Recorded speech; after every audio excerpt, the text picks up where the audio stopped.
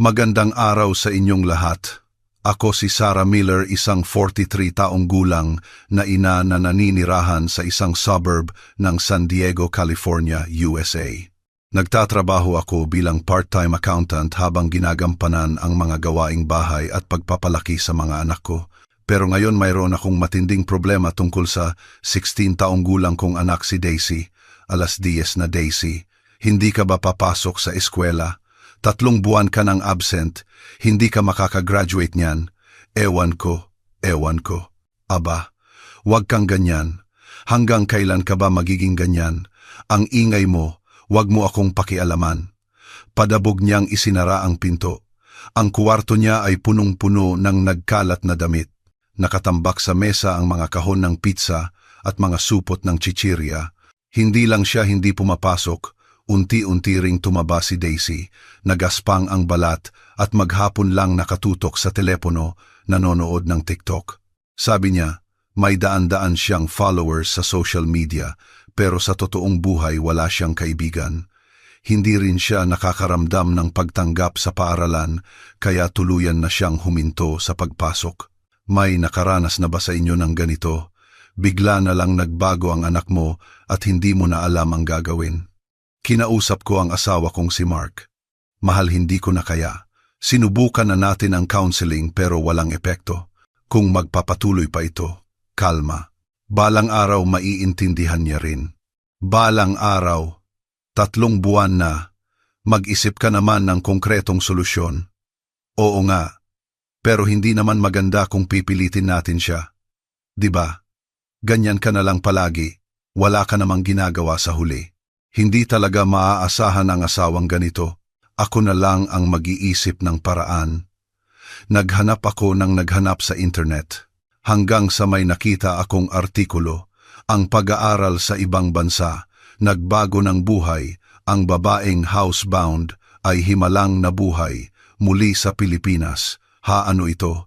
Sinasabi sa artikulo na ang isang batang babae na katulad ni Daisy ay naging masigla sa pamamagitan ng short-term exchange program sa Pilipinas. Dahil doon ligtas ang lugar, masustansiya ang pagkain, at higit sa lahat napapalibutan siya ng mga taong punong-puno ng pagmamalasakit at pagmamahalan. Ito na iyon. Kailangan ko siyang ipadala sa labas kahit sa pilitan. Sa totoo lang, gusto ko na ring magpahinga ng kaunti. Sobrang sakit na makita ang bata at ang kuwarto niya araw-araw. Kinabukasan ng umaga inihayag ko kay Mark, ipadadala ko si Daisy sa Pilipinas para mag-aral. Nag-enroll na ako para sa 3 buwang programa. Na-enroll mo na hoy, masyado naman yan. Kumusta naman ang damdamin ni Daisy? Sige, mag-isip ka ng magandang solusyon. Ngayon din, 3, 2, 1, ayan na wala kang naisip. Desidido na ako. Matapos ayusin ang lahat, sinabi ko sa anak ko Daisy, sa susunod na buwan pupunta ka sa Pilipinas para mag-aral. Huwag kang magdesisyon ng mag-isa.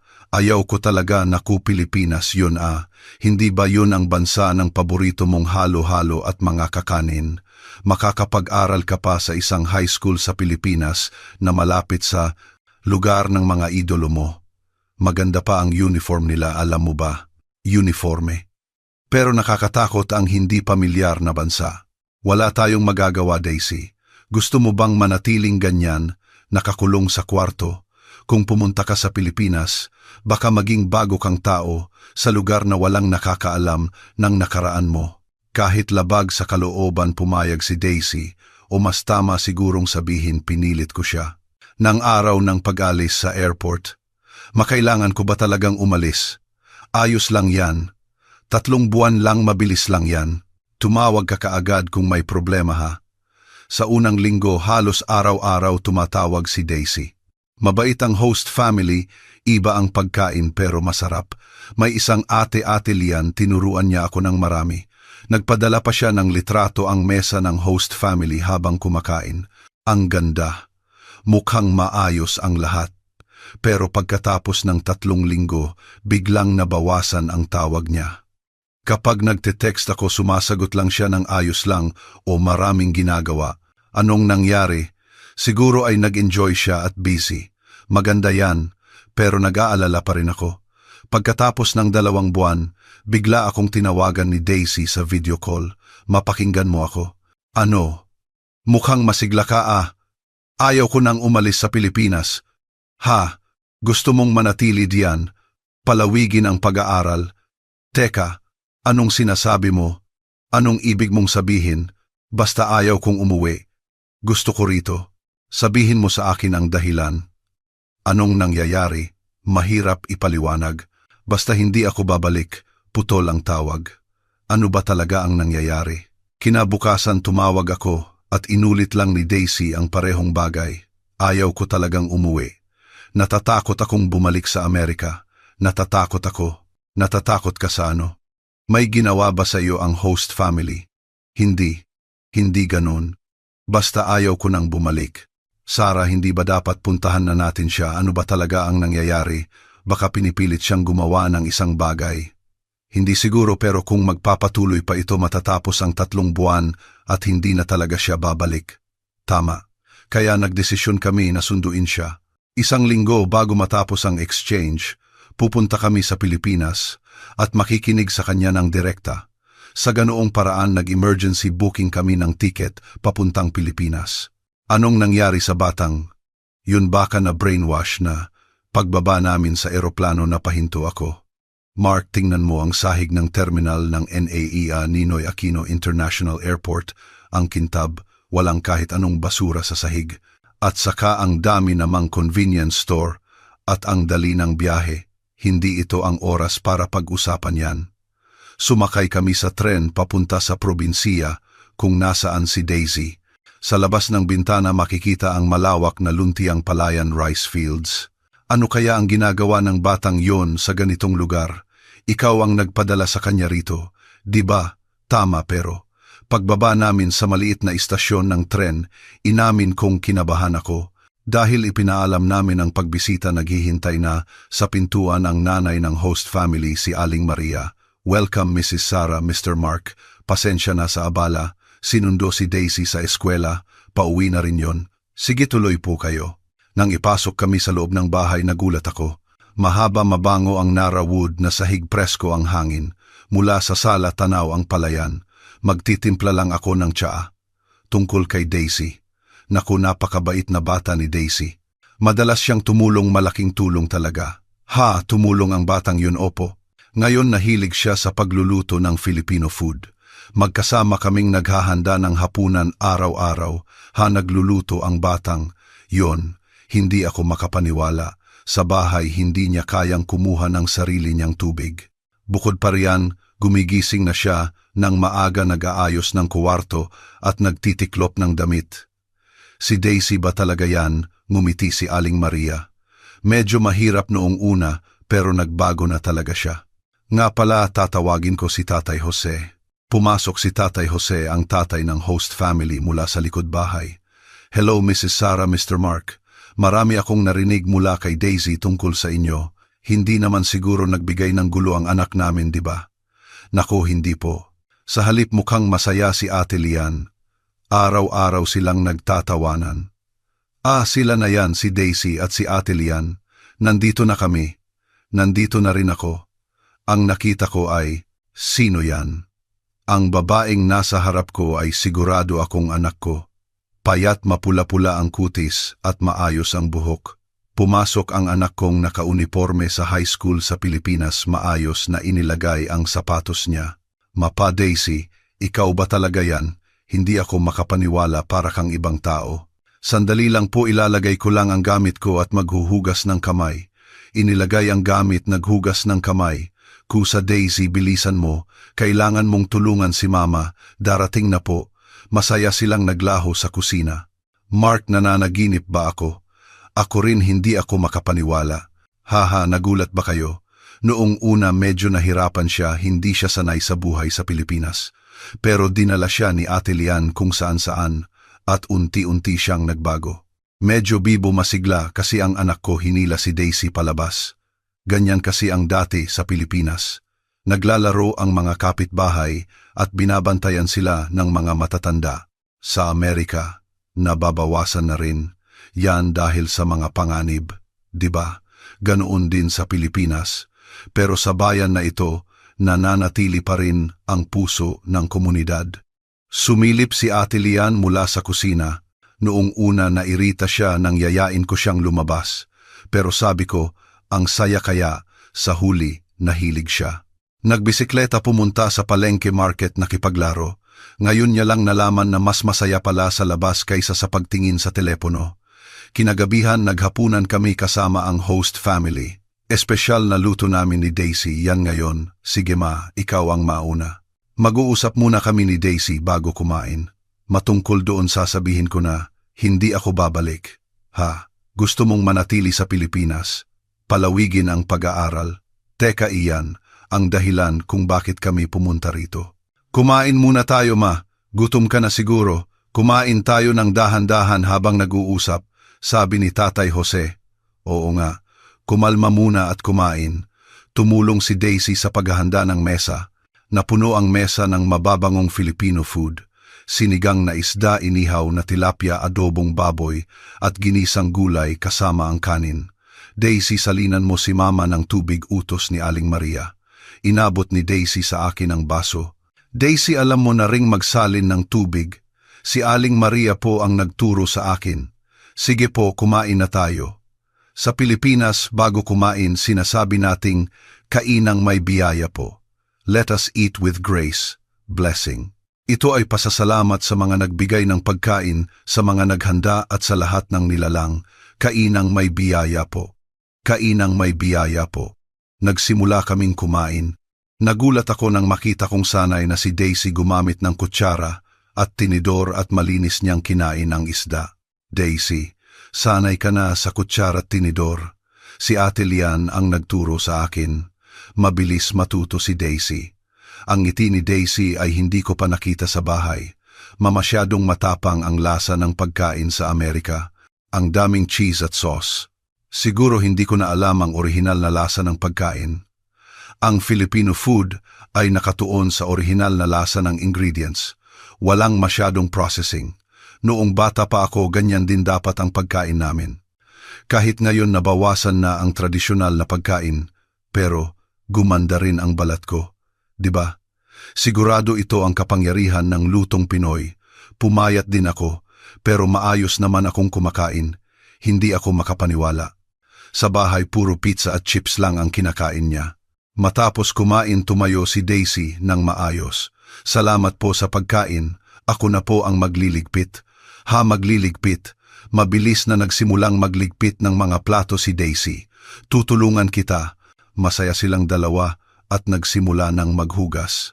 Mark ang bata na yan, hindi man lang nagdadala ng sarili niyang plato sa lababo sa bahay. Hindi rin ako makapaniwala.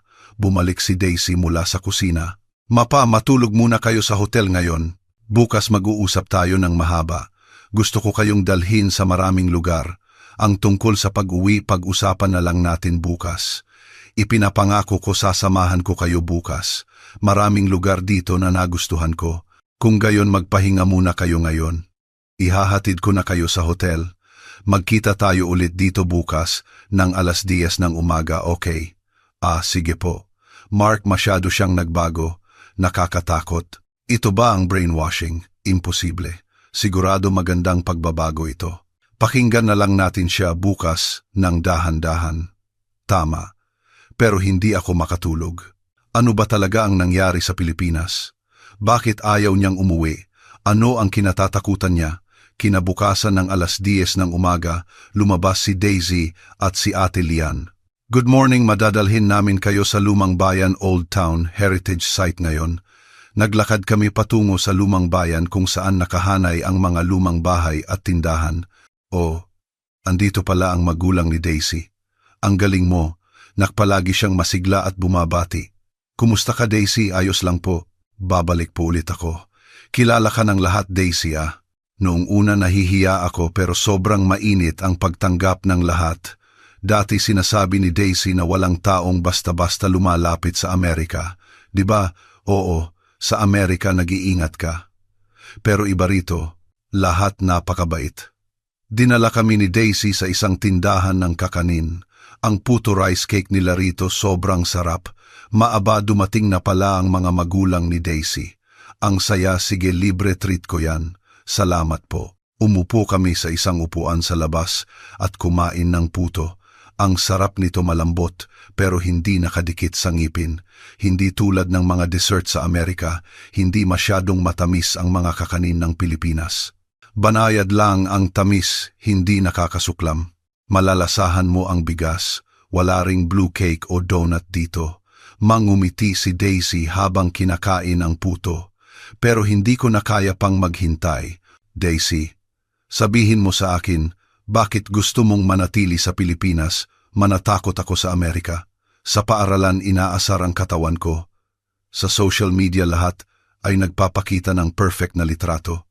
Naramdaman ko na kailangan ko ring maging ganoon. Kaya mas lalo kong kinamumuhian ang sarili ko. Nagkulong ako sa kwarto at naglaro. Pero kahit may daan-daan akong followers, wala naman akong totoong kaibigan. Pero nang dumating ako rito sa Pilipinas at nakilala ko si Ate Lian, wala siyang pakialam sa katawan ko o sa masama kong Tagalog. Sabi lang niya, "Tara, maglaro tayo." Ngayon ko lang nalaman na sobrang saya pala sa labas. Mas masaya kaysa sa telepono. Ganoon pala. At saka tinuruan ako ni Aling Maria na magluto. Ngayon ko lang nalaman na masarap pala ang pagkain na ikaw mismo ang naghanda at saka walang pumupuna sa akin dito. Ang mga tito at tita sa lumang bayan, ang mga kaibigan ko sa eskwela, pinupuri nila ako. Kahit nagkamali ako, sasabihin nila, "Next time okay lang yan." At saka sa Pilipinas, kahit mag-isa akong lumabas, ligtas ako. Sa Amerika, maraming lugar at oras na hindi mo talaga pwedeng puntahan. Nakakita ako ng lugar kung saan ako belong. Natatakot akong bumalik sa Amerika.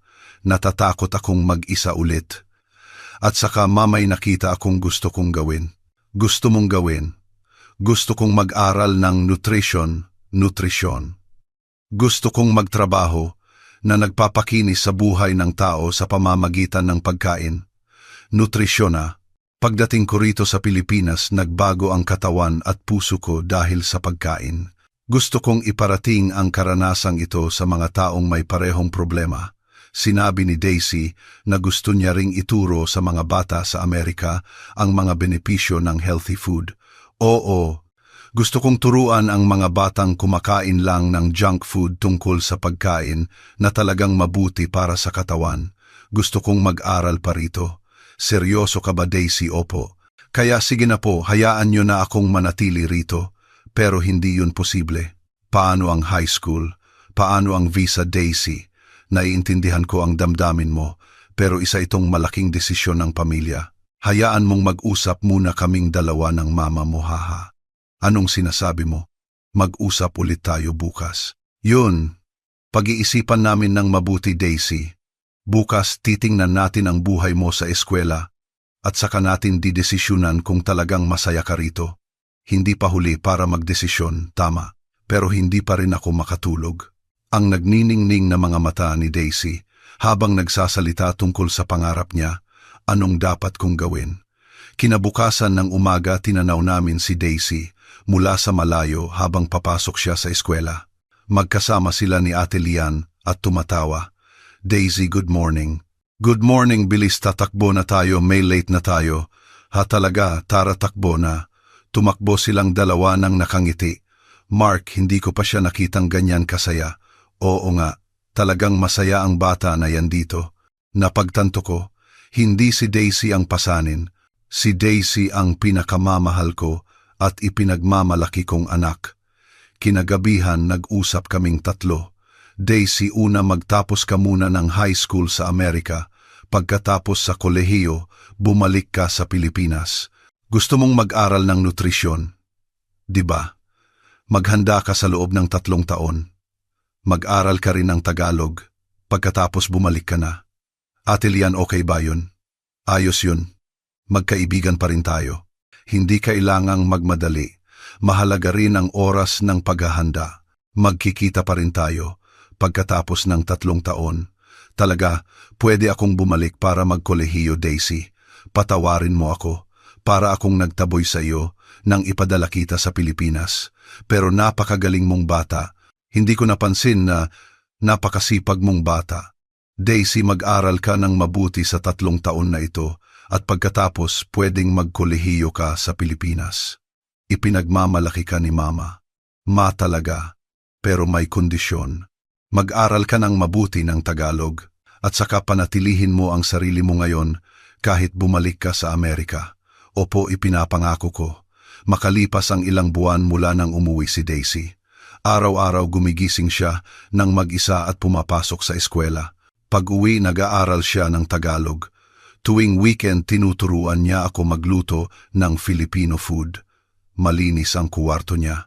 Nabawasan din ang oras niya sa social media. Nagpadala ng sulat si Ate Lian. Sabi niya mas naipaparating daw ang damdamin sa handwritten letter. Kinagabihan nag-usap kaming dalawa ni Mark. Nakakalungkot sa loob ng 3 taon naalis na talaga ang bata na yun papuntang Pilipinas. Pero nagawa ni Daisy. Magandang bagay yan. Oo, ang ganda ng pagbabago niya. Ano ang nagbigay daan sa inyo para matagpuan ang inyong pangarap? Paki-share sa comment section, paki-like at subscribe din sa channel namin. Kung nagustuhan niyo, paki-subscribe at like. Salamat po.